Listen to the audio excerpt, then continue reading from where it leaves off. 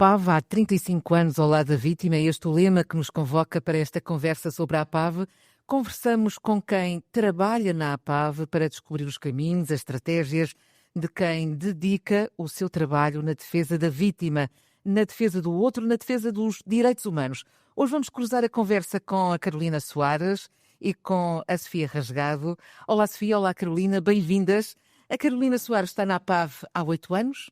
Começou como voluntária e hoje é responsável pela linha Internet Segura. A Sofia colabora com a linha Internet Segura, mas é o rosto avançado deste serviço. Junto dos jovens, dos professores, das famílias, é quem explica, é quem ajuda na criação de uma internet mais limpa. A linha Internet Segura é um serviço gratuito e que está atribuído em Portugal à APAV e está sobre a vossa responsabilidade. É gratuito, é confidencial, é anónimo. Carolina, são cada vez mais as pessoas que chegam a vocês. Esta linha serve para pedir ajuda ou serve para denunciar? É uma ótima pergunta e bem colocada dessa forma. É as duas coisas.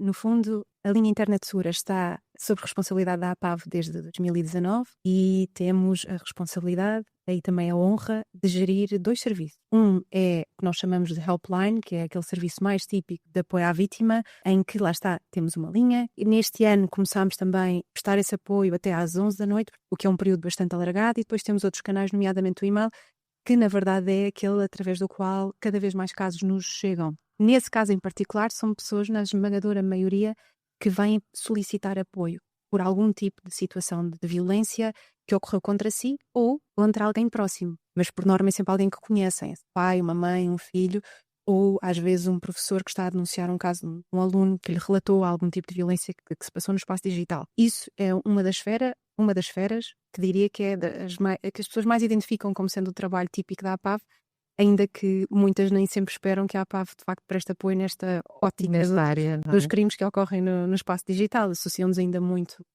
ao espaço da violência doméstica e bem, mas a verdade é que este espaço em particular, neste momento já tem, sabemos, um volume significativo e prevemos que vai aumentar também ao longo do tempo. E depois temos esta segunda dimensão que é a hotline. A hotline não está focada numa questão de apoio à vítima, mas sim numa recepção de denúncias daquilo que as pessoas encontram no espaço digital e que muitas vezes podem não saber se é conteúdo ilegal ou não. É isso que nós dizemos, é um canal de denúncia de conteúdo ilegal, mas a verdade é que não nos interessa tanto que as pessoas estejam com essa preocupação se o conteúdo é legal ou não.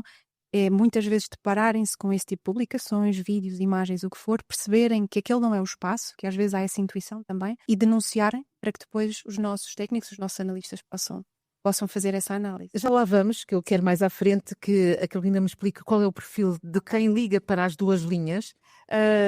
Sofia, a Sofia é uma espécie de abre-olhos para o mundo da internet, para o outro lado. Há muito espanto nas pessoas, nos alunos, nos professores, nas famílias, quando lhes fala do lado mais negro. Eu, enquanto Centro Nacional de Cibersegurança, diria que, de facto, e aquilo que eu noto no terreno é que esse espanto é cada vez menor. Ou seja... Isso é bom ou mau? Ou seja, porque se é cada vez menor é porque as pessoas estão cada vez mais cientes dos perigos. Por um lado estão cada vez mais cientes dos perigos e por outro lado, de alguma forma, também já entraram em contacto com eles. Portanto, eu diria, por um lado sim, porque têm um olhar mais preventor, mas por outro lado, eu diria não, porque de facto entraram em contacto com algum tipo de realidade e com algum tipo de risco que não é de todo benéfico para eles. Não é? E principalmente quando falamos de crianças e jovens, isto toma uma proporção muito maior.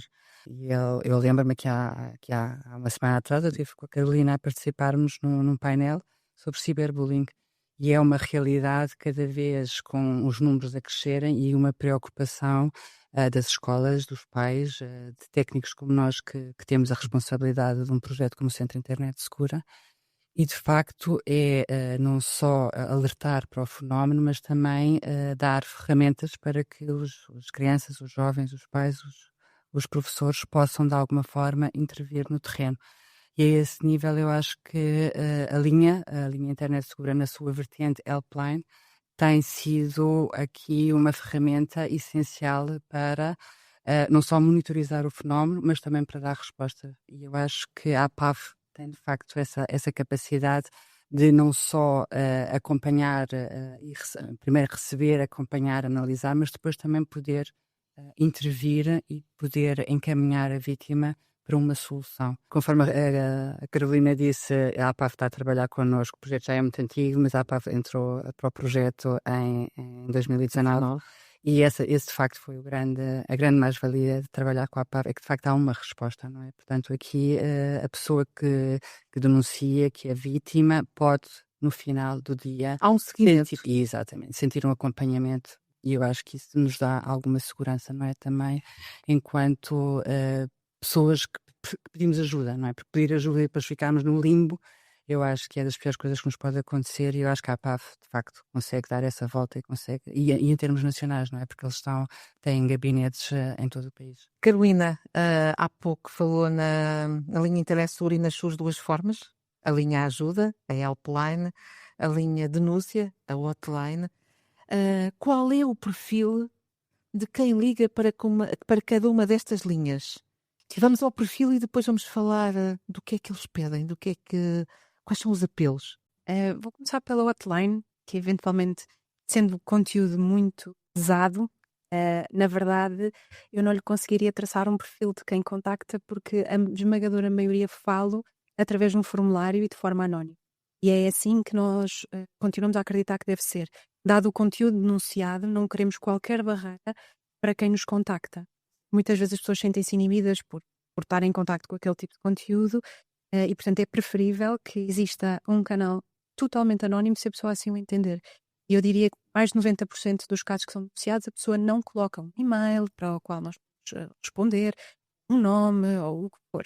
Mas depois, como é que é dar o seguimento? Se não sabem de quem é que vem a denúncia... Porque é a hotline aqui, o que importa é o conteúdo denunciado. A menos que, e muitas vezes também acontece, tenhamos vítimas a reportar por essa via também. Obviamente, se não nos dão contacto nenhum, não conseguimos lá chegar. Mas, de facto, há muitas que também, através daquele... Precisamente porque também estão focadas no conteúdo, há uma imagem a circular, há um comentário que foi realizado, fazem-no por aquela via, mas deixam-nos um e-mail e nós conseguimos continuar. Mas quem denuncia conteúdo, na esmagadora maioria das vezes, não se identifica. E é assim a natureza, eu acho que para a maioria das hotlines é assim que todos nós poderíamos responder a essa pergunta. Para a helpline, a esmagadora maioria das pessoas são adultas ainda, se bem que posso dizer que neste último mês recebemos mesmo muitos casos de menores a contactarem-nos diretamente por situações de pornografia de menores, portanto conteúdo íntimo seu que está já a circular ou estão a ser ameaçados de que irá circular, e não costumava ser tanto assim, que vão ser os pais e os professores, e estamos a ter cada vez mais casos em que os menores nos contactam diretamente. Mas na esmagadora maioria das vezes, no nosso caso, somos mais contactados por pessoas adultas, e depois não há necessariamente aqui um perfil que eu pudesse traçar relativamente a habilitações, por exemplo, se é homem, se é mulher, porque vai variar muito consoante o crime. O que é denunciado, não é? Sim. Sofia, do seu lado, sente este reflexo de os jovens cada vez mais denunciarem situações de que são vítimas? Há bocado falou-me do ciberbullying. A iniciativa parte cada vez mais deles? A sensibilidade que eu tenho a esse respeito nas sessões de sensibilização que nós fazemos, e vamos muito às escolas e estamos presentes, não é? Fazemos sessões sobre várias temáticas, e este ano o Centro Nacional de Cibersegurança tem tido um roadshow e já tivemos já contamos com a participação de mais de 3.000 jovens, professores, crianças, e aquilo que eu posso dizer é que em algumas das sessões, no final da sessão, eu tenho jovens e crianças a virem ter connosco. Isso para mim é muito significativo. Por um lado, quer dizer que a sessão os tocou de alguma forma, que a temática que foi tratada os tocou, e por outro lado, é um pedido de ajuda, não é? Portanto, eu diria que de facto no terreno eles precisam, não é? Eles precisam desta intervenção. Mas voltando ao ciberbullying, e uma vez que já tocámos esse tópico, em termos de política pública da educação e da juventude, de facto neste momento está em cima da mesa a possibilidade de haver um outro tipo de intervenção nas escolas, nomeadamente haver formação de professores, de assistentes, de psicólogos para as questões específicas do ciberbullying, bem como dotar os gabinetes técnicos das escolas deste competências e de pessoal, bem como criarem uma linha específica para o ciberbullying. Portanto, isto são tudo ideias que os nossos governantes têm estado a pensar, porque o fenómeno tem aumentado Sim. e, de facto, a violência nas escolas é uma realidade e há que pôr aqui um ponto final, ou pelo menos tentar minorar E esse muitas passo. vezes o ciberbullying em particular não só é silêncio. Bem, há muitos crimes desta área que são, mas o ciberbullying é porque, tal como o bullying, exerce de múltiplas formas. E, portanto, às vezes até o próprio que faz sofrer essa violência nem sempre consegue Exato. percepcionar imediatamente como uma violência exercida contra ele, ou os seus pares também nem sempre percepcionam aquele tipo de palavras, de publicações, de incitamento a determinado comportamento como sendo uma violência. E, portanto, às vezes as denúncias demoram a chegar e quando chegam, às vezes já estão numa escala enorme ou têm proporções maiores do que aquelas que se tivesse existido uma atuação mais precoce do que aquelas que não poderia ter existido. E quando essas denúncias chegam, e sendo estes jovens, na maioria, menores, como é que a APAV juridicamente depois encaminha estes casos?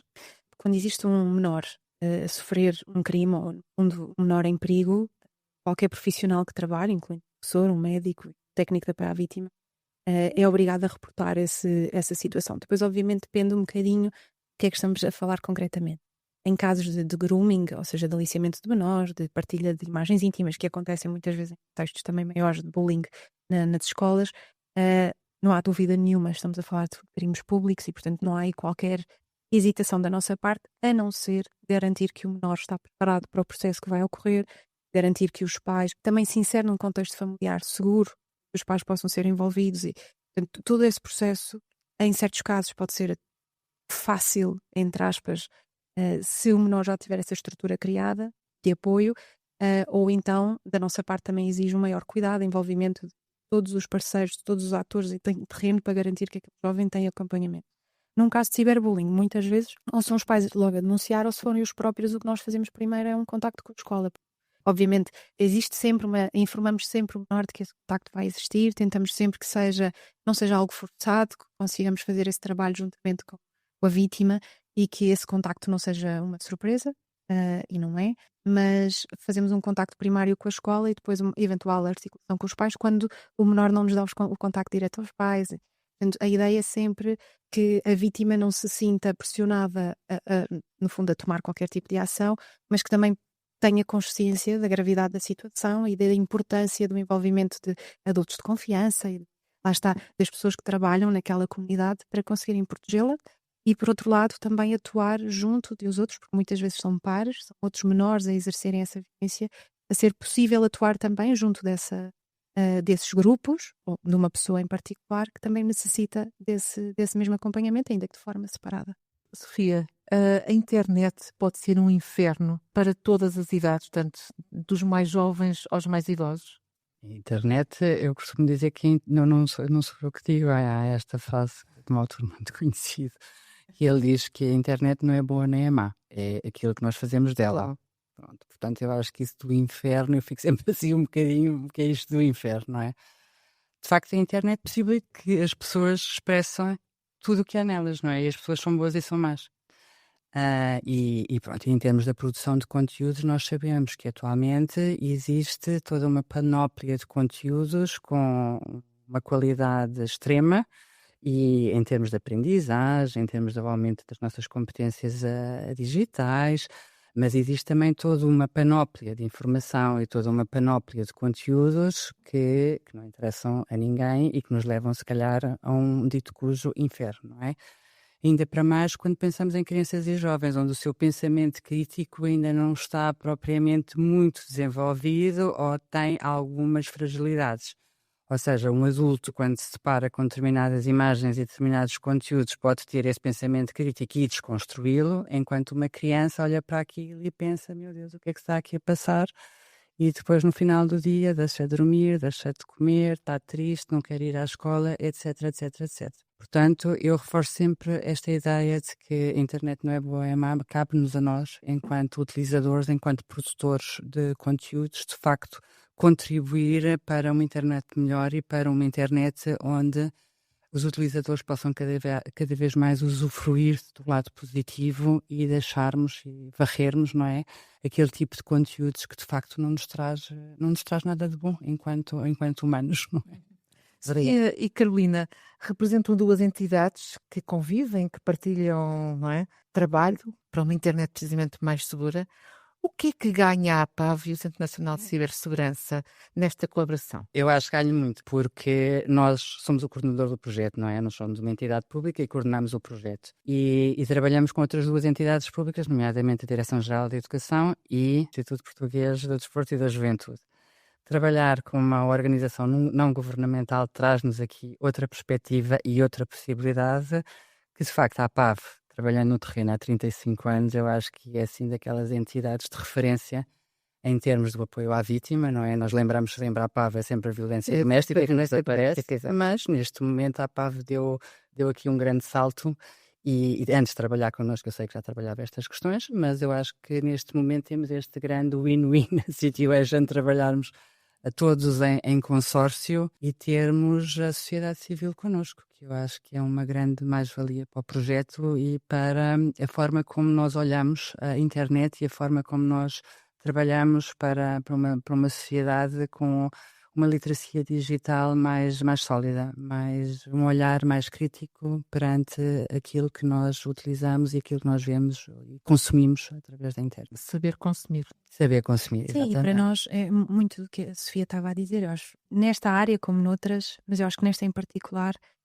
só conseguimos fazer verdadeira diferença em conjunto, partilhando conhecimento, partilhando métodos de trabalho, redes e, portanto, nós, neste conjunto de entidades, conseguimos cruzar precisamente diferentes áreas, diferentes públicos, diferentes metas de apoio à vítima, de sensibilização, de disseminação, de educação. E se não fosse assim, acho que era um projeto muito mais pobre. Portanto, a riqueza está na diversidade de entidades, parece, Exatamente. na diferença do que é que cada um pode trazer, no esforço, eu acho, e empenho que cada uma destas entidades tem para conseguir concretizar esse objetivo. E, portanto, ganhamos todos muito. Carolina, como é que compara os problemas que lhe chegam através da linha internet segura com os das vossas congêneres europeias? Porque isto, ou seja, isto é um projeto europeu em que em Portugal está atribuído à APAV, não é? Certo. Pronto. E há experiências dos outros países. Claro, é uma ótima pergunta. E começo por dizer que a grande diferença está no tipo de serviço prestado.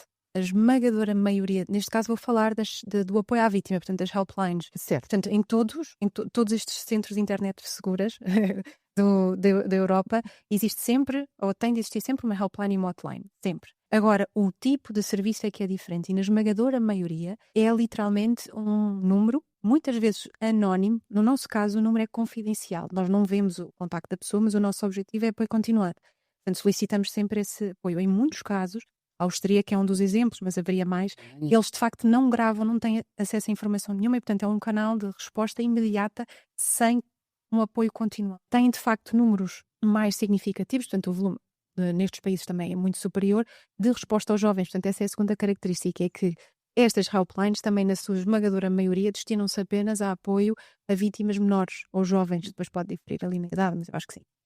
No nosso caso, e é aqui que eu vejo e tenho muito orgulho em participar também nestas reuniões, em falar do nosso trabalho, porque na nossa perspectiva e no trabalho que nós fazemos, não temos qualquer limitação na idade, portanto apoiamos desde que o tipo de violência ou a dúvida ocorrer, porque muitas vezes nem sempre há necessariamente uma situação de crime ou de violência a ocorrer, mas há uma dúvida porque se depararam com um site a vender ténis e não tinham bem certeza se aquele site é digno ou não. Portanto, às vezes, como é que se altera um perfil público a um perfil privado? Depois depende. E temos jovens a pedirem-nos ajuda também por esse caminho. Não tem necessariamente a ver violência, mas no nosso caso não há essa limitação de idade e o objetivo primário é de facto prestar apoio continuado. Esse é o nosso objetivo, é garantir que a pessoa tem da nossa parte todo o apoio que necessita. Pode ser de facto só uma chamada, se essa for a sua vontade, ou um e-mail, ou podem ser várias, pode ser apoio psicológico, pode ser um apoio jurídico, pode ser um apoio social, pode ser resolução de conteúdo. Dizem à pessoa que estão sempre com ela para o que ela quiser. Sim. Há Essa é a ideia e é é o apoio que para aquela pessoa fizer sentido. Claro que há certos casos, como menores, em que existe uma série de coisas que nós temos que garantir, mas é sempre aquilo que faz mais sentido de caso a caso, ou seja, não há um guião, ou seja, de parâmetros daquilo que nós queremos garantir para cada um dos casos, mas é muito moldado de situação a situação e ao tipo de perfil da vítima, do agressor, da situação. Varia muito. E para mim essa é a grande diferença da nossa estrutura face à esmagadora maioria dos casos. E depois há aqui um acrescento que é nós também gerimos a hotline, que também é raro. Ser a mesma entidade. Ser a mesma entidade. E isso, por exemplo, facilita-nos muito para aquilo que eu há pouco estava a dizer. Claro. Dá-nos muito trabalho, porque é a mesma equipa e traz os seus desafios, mas ainda assim, a meu ver, também traz muita riqueza, porque nós conseguimos ver os dois cenários à nossa frente, no que toca a tendências, conseguimos garantir que se temos vítimas a contactarem-nos, elas não vão estar a ser reencaminhadas para outra instituição, recebem aqui todo o apoio que necessitam, não é apenas um canal depois de encaminhamento para outras estruturas, e portanto há muito know-how, muito conhecimento que vem daqui, e também permite-nos aprofundar relações com as entidades com quem trabalhamos, nomeadamente a Polícia Judiciária, em que também devido ao facto de estarmos com a helpline e com a hotline em conjunto, temos uma proximidade muito maior com a equipa da Unidade de Cibercrime com quem trabalhamos e com a Unidade contra o Terrorismo também, com quem agora estreitamos um maior volume de contactos e de relação, e portanto essa proximidade eu acho que traz muita riqueza para o apoio para a vítima em particular, mas também para a celeridade da nossa resposta no caso de denúncias de conteúdo ilegal. Sofia, quando fala com os jovens, quando vai às escolas, qual é assim a primeira pergunta, aquela pergunta que nunca falha? Eu diria que os pedidos que mais nos chegam, e eu acho que os pedidos que mais nos chegam têm muito a ver com as preocupações dos professores e com a realidade, com aquilo que se passa nas escolas. Nós recebemos muitos pedidos sobre ciberbullying, para irmos fazer sessões sobre esta temática, ciberbullying. Também recebemos pedidos sobre os relacionamentos online, ok? Portanto, isto são dois pedidos que eu tenho assim agora de repente de memória que têm surgido na nossa caixa, porque nós temos um e-mail onde as pessoas podem pedir, de facto, sessões de sensibilização e depois nós perguntamos quais são as temáticas e logo sabemos se somos nós, são outros parceiros a desenvolver. Mas este ano nós temos apostado, francamente, nas guidelines do Conselho da Europa sobre a educação para a cidadania digital. Este tem sido o tema forte do Centro Internet Segura este ano. E há bocadinho, quando eu falava do Roadshow, esta foi a temática que nós levámos ao terreno. E esta temática assenta em 3 pilares, que a meu ver são muito interessantes, que é o bem-estar online, o estar online e os direitos online. Estes 3 pilares dão-nos espaço, amplitude para nós tratarmos sobre diversas temáticas com os jovens. E depois, claro que adaptamos sempre, se estamos a falar com crianças ou se estamos a falar com miúdos do terceiro ciclo ou do secundário, não é? Claro que aí as problemáticas, a forma de estar, a forma de falar, a forma como interagimos, varia completamente. Há também os recursos que nós produzimos, os recursos de sensibilização, que são recursos que são de acesso gratuito e podem ser acedidos através do nosso website. Nós utilizamos muito esses recursos também quando vamos fazer as sessões. Portanto, temos recursos destinados a cada tipo de público-alvo e recursos para o tipo de tema que estamos a tratar. Eu vou dar agora um exemplo, não falei na questão da desinformação, mas é uma questão que é muito premente e toca aqui um bocadinho aos conteúdos que falávamos anteriormente, o tipo de conteúdos e a qualidade do conteúdo e a qualidade e a veracidade da informação que circula na internet. Nós, por exemplo, temos um recurso que é o Fake It to Make It, que está destinado a alunos de secundário e explora as questões todas ligadas às fake news e à desinformação. E tem sido um jogo, aquilo é um jogo muito interessante com que os jovens interagem e no fundo é desafiá-los a produzirem as notícias falsas eles próprios e perceberem como é que se faz uma notícia falsa, não é? O quão fácil é. Mas eles depois também percebem que ao fazer é mais fácil de identificarem. Claro. Portanto, é um jogo muito proativo e tem sido, por exemplo, uma forma de nós, no terreno, estarmos a sensibilizar para esta área. Acabamos por ter várias formas e vários meios de o fazer, não é? Carolina, atendendo que este trabalho todo da linha Internet Segura, da hotline e da helpline é feito por voluntários, isto pode ser... Como é que vocês trazem essas pessoas para estas linhas? Como é que é feito essa seleção? Como é que o voluntário chega à linha e o que é preciso ser voluntário para estar na hotline e na helpline? Na hotline em particular não podemos ter voluntários connosco porque, por defeito e sobretudo para os casos de conteúdo sexual de menores, só a visualização do conteúdo é ilegal em Portugal. Portanto, é necessário técnicos que nós chamamos de staff, portanto, que de facto trabalham na APAV, e dentro da APAV apenas aquelas pessoas é que podem fazer aquele trabalho. Portanto, neste caso, 3 pessoas têm formação específica, também junto à Interpol, para poderem fazer este tipo de análise de conteúdo. Ainda assim, de facto, na helpline, a APAV é uma associação sem fins lucrativos e dentro disso, muito do seu trabalho só é possível precisamente pelo tempo, e até mais do que tempo, mas o tempo que as pessoas dedicam para ajudar a nossa causa. Eu comecei como voluntária na linha de apoio à vítima e na altura, quando o meu objetivo, quando escolheu ser sim, voluntária. quando pensei, olha, vou ajudar, nunca pensei que me colocassem porque pensei, será para psicólogos, será eventualmente para juristas, ou pessoas que têm já formação para fazer esse atendimento, achei que me iam pôr noutro tipo de áreas. E fui entrevistada na altura pela gestora e desafiaram-me a fazer isso, porquê?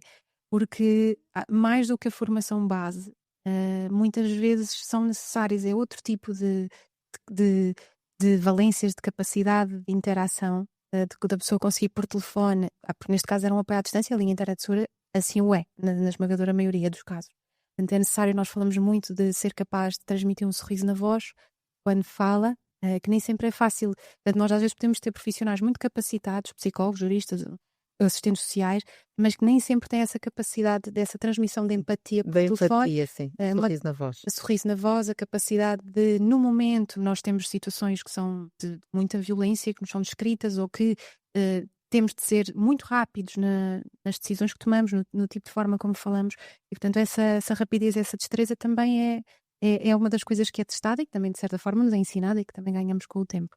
Portanto, nós, muitos dos nossos voluntários fazemos obviamente muito trabalho de sensibilização para chamar estas pessoas a nós, depois temos o processo de entrevista e a partir daí começamos a fazer também esta seleção para onde é que a pessoa poderá ir, também tendo em conta as suas expectativas e as suas valências. E depois há uma formação que ainda é demorada, uma formação teórica e uma formação prática, para que a pessoa esteja capaz de, no final desse período, começar a atender. E quando começa a prestar esse atendimento, não está sozinha, tem sempre vamos dizer, um TAV, um técnico de apoio à vítima sénior ao seu lado ou por perto, para garantir que os primeiros atendimentos que a pessoa no fundo também está segura, é uma responsabilidade, posso dizer que é uma responsabilidade enorme para quem está daquele lado, existem muitos nervos mesmo para as primeiras chamadas, faz parte também, e é bom a pessoa ter essa ansiedade inicial, mas saber que tem alguém do outro lado e há sempre quem esteja a responder e a tirar dúvidas ao longo de todo o processo. E no fundo é isso, o perfil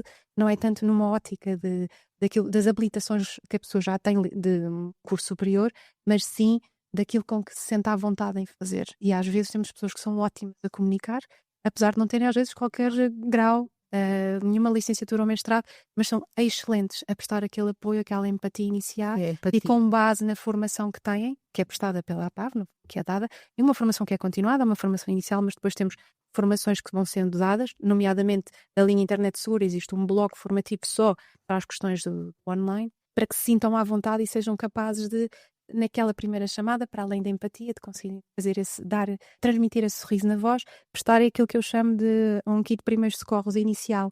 Portanto, garantir que a pessoa se sente confortável, se sente ouvida e que tem as informações todas do seu lado, as mais básicas, ou seja, também não é suposto estarmos a insistir muito no volume de informação, mas para garantir que caso a pessoa não telefone de volta ou não queira apoio continuado, já tem do seu lado a informação que precisava ou que necessitava naquele momento. E que depois se sente confortável em voltar, se assim o entender.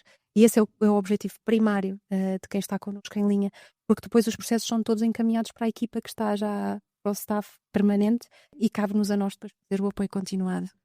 Vocês têm a noção de quantas pessoas ligam uma vez e depois voltam a ligar? Ou seja, a continuidade. Há uma continuidade ou há só uma primeira vez? Qual é o maior volume? O maior volume é a continuidade. É a continuidade. Ainda que, por exemplo, neste caso, os casos que há pouco referia com menores, temos de facto bastantes pessoas que pedem aquela informação inicial, não se identificam, mesmo algumas que se identificam, e depois não nos respondem mais.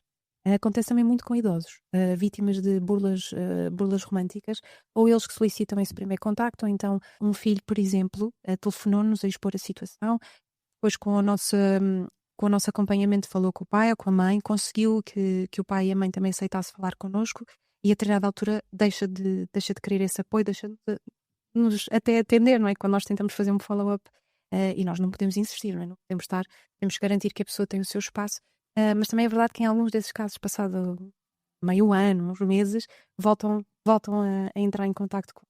E eu fico sempre contente com esses casos, significa que o canal permaneceu aberto, que a pessoa não se sente inibida, às vezes envergonhada de falar connosco, e de voltar a pedir e a solicitar esse apoio. Há uma linha de confiança, não é?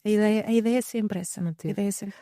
Sofia, existe muito este pudor, quer por variedíssimas razões, quer dos mais novos, quer dos mais velhos, como a Carolina tanto referiu, das burlas do amor, das pessoas chegarem e dizerem eu fui vítima por causa da internet, não é?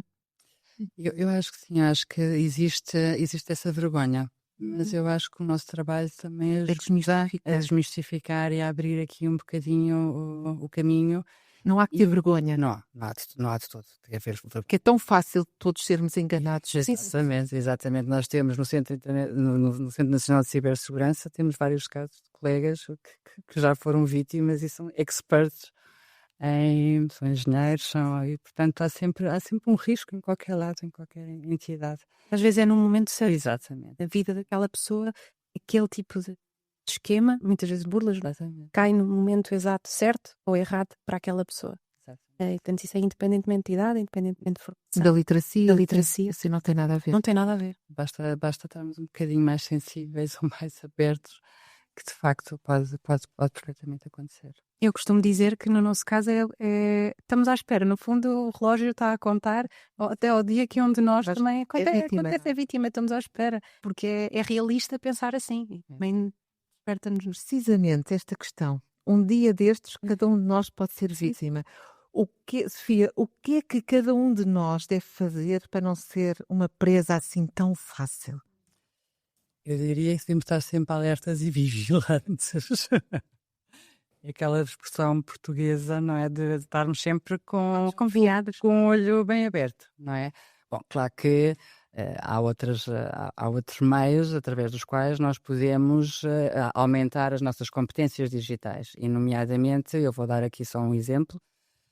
Existem cursos sobre cibersegurança, sobre redes sociais, sobre consumir online e sobre desinformação que são gratuitos, estão disponíveis no site do Centro Internet Segura e podem ser feitos por qualquer pessoa. Portanto, alguém que tenha necessidade, alguém que queira desenvolver as suas competências nesta área, rapidamente encontra estes conteúdos em português, com vídeos de fácil acesso, e consegue estudar o assunto, não é? E consegue aumentar um pouco as suas competências nesta área. Portanto, quando me dizem, mas é sempre muito complicado, muito difícil, não é. Se nós quisermos, de facto, há conteúdos e há conteúdos com muito, muito boa qualidade que estão disponíveis e de acesso gratuito a qualquer um. Carolina, a APAV também dá este conselho às pessoas? Sim, nós próprios também disponibilizamos formação continuada e, na verdade, eu acho que as pessoas têm muito medo do que online, acham sempre que precisam de ser programadores, informáticos para conseguirem fazer certas coisas, e a verdade é que as estratégias do dia-a-dia são coisas relativamente básicas, mas que podem requerer tempo e contenção por parte de quem está a navegar no espaço digital. E por isso é que às vezes ter tempo para fazer estas coisas parece-me importante, e até numa ótica da família, da estrutura do núcleo familiar, pais, tios, avós, terem esse know-how primeiro, para depois também poderem transmitir esse tipo de mecanismos de segurança aos seus filhos, porque este tipo de estratégias de segurança... Aos seus filhos e aos seus pais. E aos seus pais também, mas exatamente, é porque nós ensinamos os nossos mais novos a terem precisamente essas medidas de segurança no dia-a-dia, na rua, com o que comem, já existe muita sensibilidade com uma série de outros assuntos, e o espaço digital é muitas vezes deixado de parte. Entregamos um telefone que pode de facto ser uma ferramenta, mas em muito nas mãos de um jovem pode também transformar-se numa arma com muita rapidez. E, portanto, existem certos conhecimentos base, nomeadamente saber que é importante termos passwords diferentes, métodos de autenticação reforçada, ou seja, autenticação dupla em todas as nossas redes, sabermos o que é a diferença de um perfil público para um perfil privado. Toda a gente hoje em dia tem perfil no Instagram, no TikTok, onde for. E, portanto, saber estas diferenças, optar de preferível por um perfil privado, o tipo de informações que lá presta. Por exemplo, os idosos têm muita tendência de funcionar com o Facebook como se fosse um livro de, como é que é, as páginas amarelas, porque põe a morada onde trabalharam, põe o seu contacto telefónico, e portanto isso depois também os torna alvos mais fáceis de quem se está a querer moldar a eles para depois avançar com burlas mais, nomeadamente burlas românticas, mas não só. E, Ou seja, portanto, o burlão nem precisa de ser muito sofisticado. não é de todo. Porque está tudo ali. Não é de todo. Pelo menos no nosso caso, as situações que nos chegam, de facto há burlas que são cada vez mais bem conseguidas, vamos dizer assim. A inteligência artificial também ajuda muito nisso. Mas ainda assim, quem está por trás, na maioria dos casos, também não é. Um hacker profissional, não é? E, portanto, estas estratégias básicas, não clicar num link que recebem por SMS, tentar, lá está, ter uma visão mais crítica sobre este tipo de conteúdos é essencial.